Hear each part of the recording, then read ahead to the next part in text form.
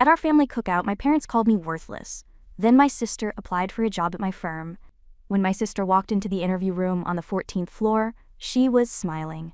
That confident, rehearsed, camera-ready smile she had worn her entire life. Then I turned my chair, and that smile disappeared so fast it was like someone had unplugged her face. But I am getting ahead of myself. Because the reason she ended up sitting across from me in my own office starts with a cookout and a joke my mother made at my expense. Before I continue, I want to know who is here with me right now. Where are you watching from, and what time is it where you are? Drop it in the comments. I love seeing where this story travels. The smell of charcoal and hickory hung low over the backyard. Folding tables sagged under bowls of potato salad and cornbread. Kids were running barefoot through the grass. My uncles were arguing about football near the fence, same as every year. And my mother was holding court at the center of it all, wine glass in hand, telling anyone who would listen about Darcy's latest triumph. I was leaning against the back fence with a plate I had barely touched, watching the whole thing from the outside. The same spot I had occupied at every family gathering for as long as I could remember. Close enough to hear, far enough not to matter. My name is Marlowe. I grew up in Nashville. The middle child in a family that only had eyes for the youngest. Darcy was the golden one. Honors student, sorority president, MBA from a school our mother mentioned so often it might as well have been tattooed on her forehead. Everything Darcy did was an event. Everything I did was an afterthought. My father Holt was a quiet man. He ran a small plumbing supply company for most of his life and never asked for attention. I got that from him. The silence. The habit of watching instead of performing. But the difference between us was that Holt used his silence to disappear. I used mine to build. Patrice, my mother, was the opposite. Loud, social, always performing. She had poured every ounce of her ambition into Darcy. The tutors. The pageants. The networking dinners she hosted for Darcy's grad school classmates. Darcy was her investment, her retirement plan, her proof that she had done something right. And me? I was the line item she skipped over. But here is the thing they never knew about me. And I need you to pay attention to this part, because it changes everything that comes after. When I was in my early 20s, I started working with numbers. Not the kind they teach you in school, the kind that make boardrooms go quiet. I had a gift for reading patterns in financial data, for seeing where companies were bleeding money and how to stop it. I started freelancing from my apartment, small jobs. Consulting. Spreadsheets that turned into strategies, that turned into contracts, that turned into something much bigger than anyone in my family could imagine. But I made the mistake once. Just once. I was 24, maybe 25, and I had just landed my first real client. A mid-sized manufacturing company that needed someone to restructure their debt before a merger. I was so proud I could barely sleep. At the next family dinner, I told them. I sat at the table and explained what I was building. I told them I was starting my own advisory firm, that I was going to help companies merge, restructure, grow. My mother looked at me the way you look at a child who says they want to be an astronaut. Sweet, she said, but maybe focus on something more realistic. Darcy has connections. She could probably get you an entry-level something if you ask nicely. Darcy smiled from across the table. That polite, pitying smile she had perfected. The one that said, I love you, but you are not on my level. Holt said nothing. He just kept cutting his steak. I never brought it up again. Not once. That was the night I decided that my family would never know what I was building until it was too big to ignore. Not out of spite. Out of survival. Because sharing my dreams with them felt like handing a lit match to someone standing in a paper house. They would burn it down without even realizing what they had destroyed. So I built in silence. I moved out of that apartment. I rented a small office on the east side of Nashville, above a barbershop. I worked 16-hour days. I learned everything I could about mergers and acquisitions. I cold-called companies. I got rejected more times than I could count. And then one afternoon, a man named Mr. Calloway walked through my door. He was in his late 60s, former Wall Street, had retired to Nashville, and was looking for someone local to consult on a regional deal. He sat across from my second-hand desk, looked at my spreadsheets, and told me my numbers were the sharpest he had seen in 30 years. Then he said he wanted in. Not as a client. As a silent investor. That meeting changed everything. Within months, I had a real office. Within a couple of years, I had a team. We handled our first 8-figure deal. Then our second. Then our 10th. The company became one of the most respected boutique advisory firms in the Southeast. We did not advertise.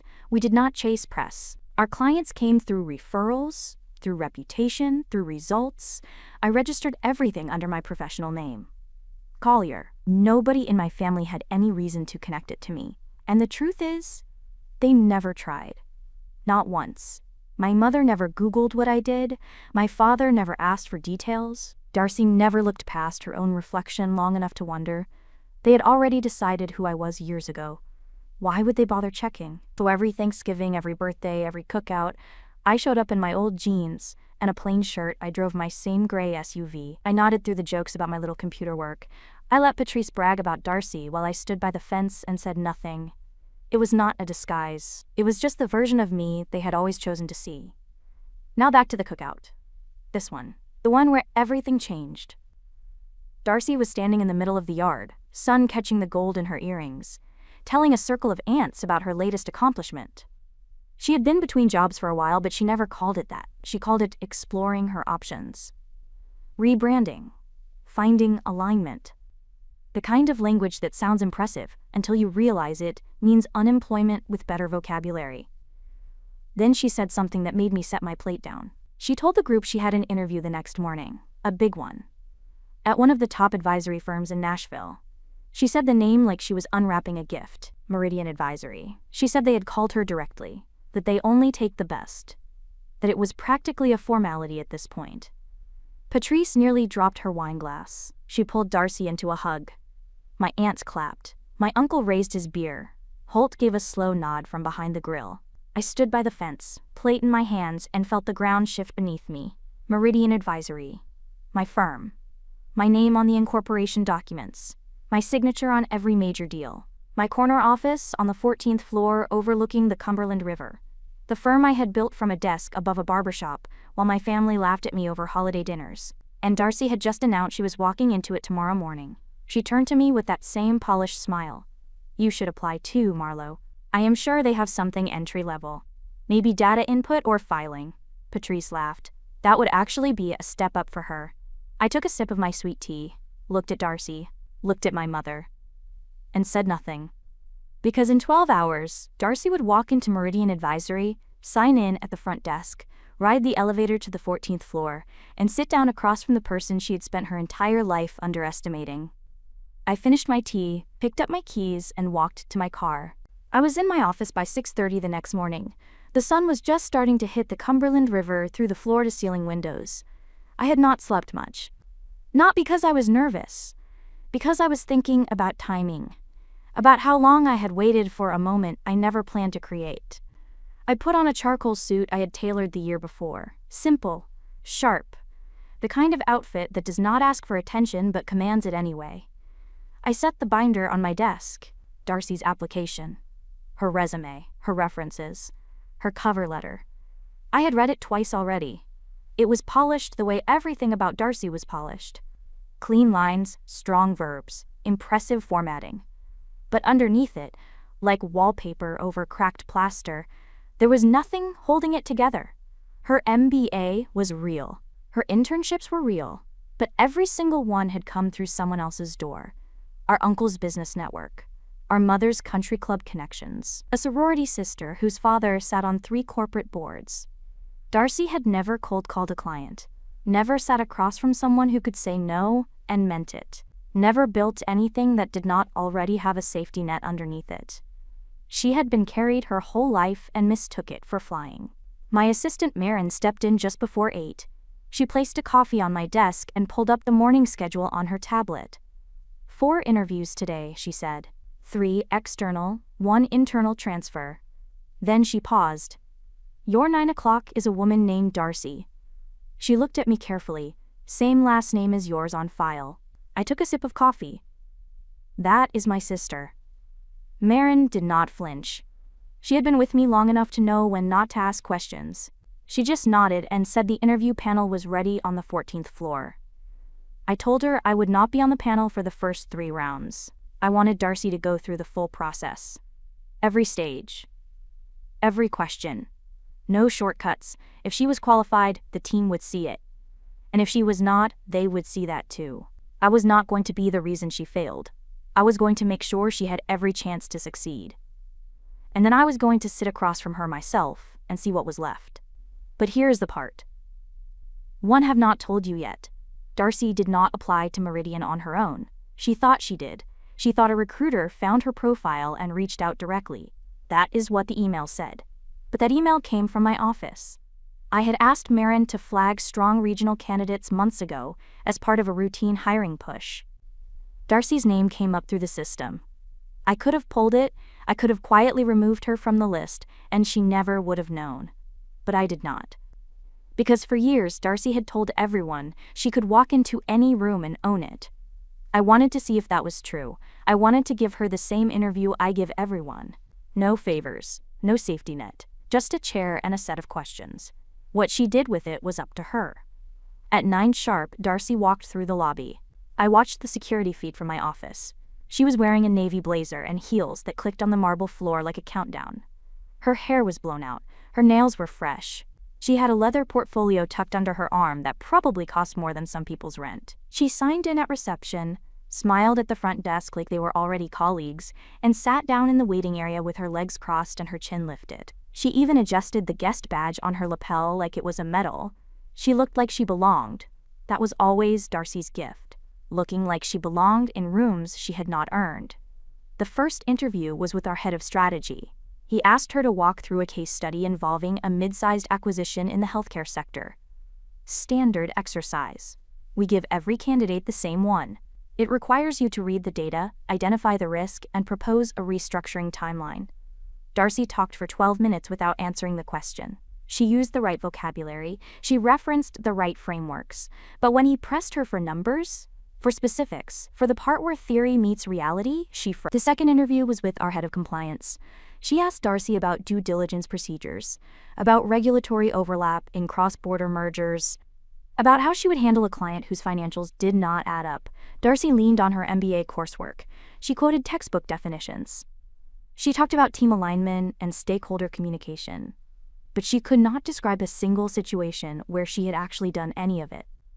The compliance head circled a score of 4 out of 10 and wrote needs substantial development. The third was with our operations lead. He was the toughest interviewer in the building. He did not care about charm. He did not care about credentials. He cared about whether you could sit in a room with a hostile board and hold your ground. He asked Darcy one question.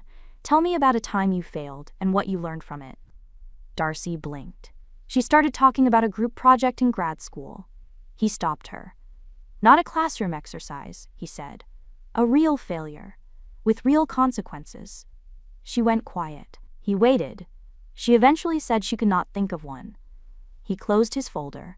I watched all 3 interviews from the one-way glass on the 14th floor. I stood there with my coffee going cold in my hand, watching Darcy shrink in real time.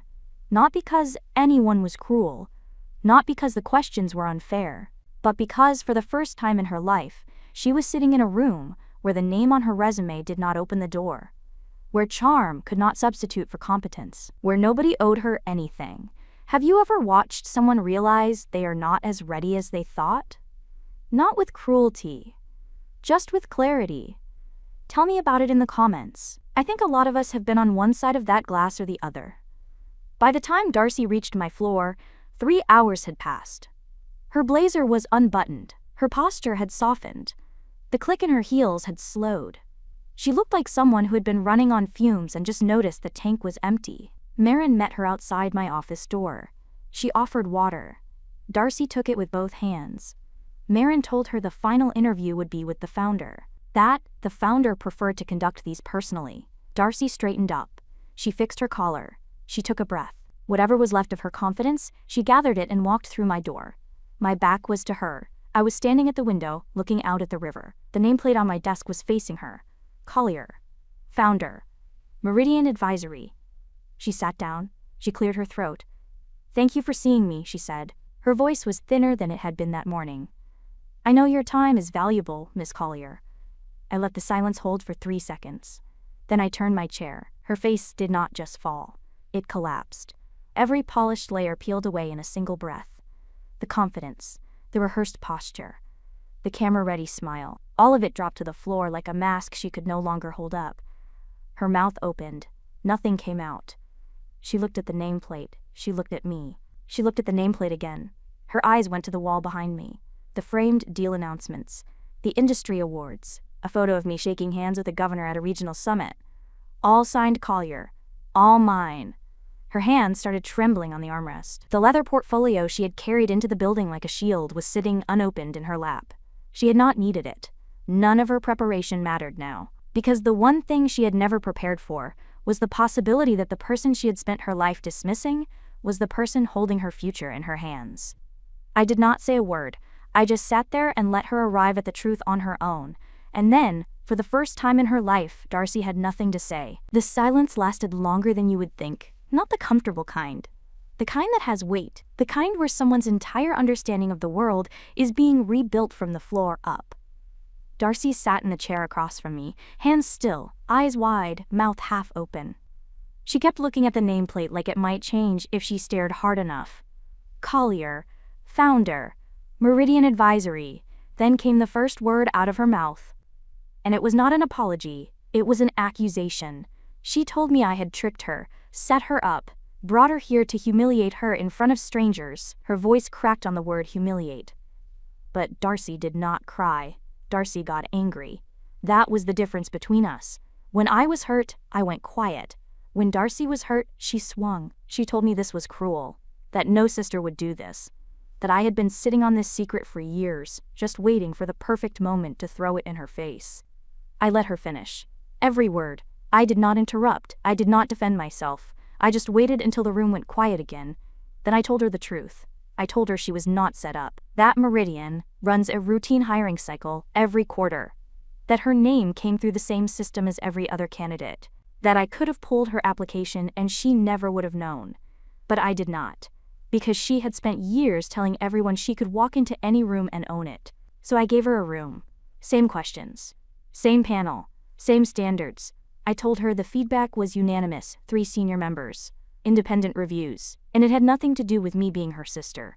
She asked what they said. I told her. Surface level. Needs substantial development. Unable to cite a single real failure. I did not soften it.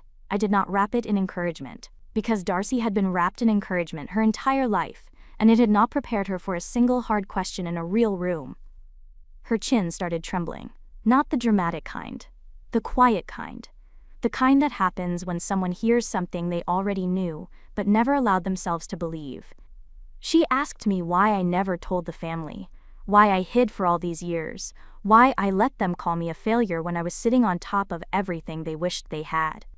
And that question hit different than I expected. Because she was not asking out of curiosity, she was asking because it hurt her. Not just the rejection, not just the reveal, but the realization that I had been standing next to her at every cookout, every birthday, every holiday dinner, carrying a life she could not imagine. And she never once looked closely enough to see it. I told her the truth about that too. I told her about the night I shared my plans at the dinner table and Patrice told me to be realistic. About how Darcy offered to get me an entry-level job through her connections. I told her that was the night I stopped sharing. Not because I was angry. Because I learned that the people who are supposed to cheer for you are sometimes the first ones to tell you to sit down. She went quiet after that. Not the angry kind of quiet. The thinking kind. Then she stood up, picked up her portfolio, and walked out of my office without another word. She did not slam the door. She did not look back. She just left. And somehow that was worse than anything she could have said. Marin came in a few minutes later. She asked if I was okay. I told her I was fine. She did not believe me. She set a fresh coffee on my desk and closed the door behind her. I sat in that chair for a long time. Longer than I should have. Watching the river move through the window and wondering if what I had just done was justice or cruelty. The honest answer is I still do not know. Maybe it was both. The phone calls started that evening. Patrice first. Her voice was sharp enough to cut glass. She wanted to know what kind of person humiliates their own sister. She said I had always been jealous, that this was cruel, that I should be ashamed. I let her finish. And then she said the thing that told me everything I needed to know. She said if I had that kind of money, the least I could do was help my own family. That Darcy deserved a position. That blood comes first. There it was. Not concern, not an apology, not even curiosity about how I had built it. Just a hand reaching out, palm up, asking for a piece of what I had made while they were busy laughing at me. I told her I loved her, and then I told her that love and access are not the same thing, that my company was built on merit, that I would not create a position for someone the team unanimously rejected, and that if she wanted to understand why I never told them, this phone call was the answer. She hung up. The next few weeks were silence. The family group chat went dark. My aunt asked if it was true. My uncle asked if I needed investors. Patrice stopped calling. Darcy did not reach out once. But Holt did something I did not expect. It was a Sunday afternoon, maybe a month later. I was at my apartment going through quarterly reports when the doorbell rang. I was not expecting anyone. I opened the door and there he was. Holt, standing on my doorstep in his old flannel shirt and work boots, hands in his pockets, looking like a man who had rehearsed something in the car and forgotten every word. He did not bring anything. No wine, no peace offering, just himself. He stood there for a long moment. His eyes moved past me into the apartment. The modern furniture, the shelves lined with deal binders and framed team photos, the view of the city. He took it all in like someone visiting a place they had heard about but never believed was real. Then he looked at me, and I could see it in his face. Not anger, not pride. Something worse. Regret. The kind that has had time to settle into the bones. He said 4 words. I should have asked. That was it. No excuse. No defense, no long speech about how he did not know, or how Patrice had been the one driving the narrative. Just 4 words that carried the weight of every holiday dinner, every cookout, every joke he had let pass without saying a word. I did not hug him, I did not cry, I did not tell him it was okay, because it was not okay. Years of silence are not erased by 4 words on a doorstep. But I did not close the door either. I stepped aside. He walked in. I made coffee, and for the first time in my adult life, my father sat across from me and asked me to tell him everything. How it started, how I built it, what it felt like to do it alone. I told him. Not all of it, but enough. And he listened the way he should have listened years ago. Quietly. Completely, without interruption. He did not apologize again. He did not need to. The fact that he showed up, alone, without Patrice, without Darcy, without an agenda, said more than any apology ever could. When he left that evening, he stopped in the doorway and looked back at me. His eyes were wet, and I understood. He was not crying because I was successful. He was crying because he had missed it. All of it. Every step, every late night, every deal. And he would never get those years back. I closed the door after him and stood there for a while. The apartment was quiet. And I thought about what Darcy had asked me in that interview room. Why did you hide it? I did not hide it, I just stopped offering it to people who were not interested. Meridian Advisory is still growing. We closed our biggest deal last quarter. Mr. Calloway still calls me every Friday morning to check the numbers. Marin still puts a coffee on my desk before I ask for it. And every now and then Holt shows up at my door on a Sunday afternoon. No agenda, no excuses. Just a father, learning how to see his daughter for the first time. Patrice has not called. Darcy has not reached out. And I have made peace with both of those things. Some people need time. Some people need distance. And some people need to lose something before they understand what it was worth. If you have ever been the quiet one in a loud family, the one who built something while nobody was watching, I want to hear from you. What did you build? Who counted you out? Drop it in the comments. Not for sympathy, for proof. And one more thing. If someone showed up the way Holt showed up at my door, not with answers, but just with the willingness to finally ask, would you let them in? Drop your answer below. If this story meant something to you, hit subscribe. This is where the quiet ones get their moment. I will see you in the next one.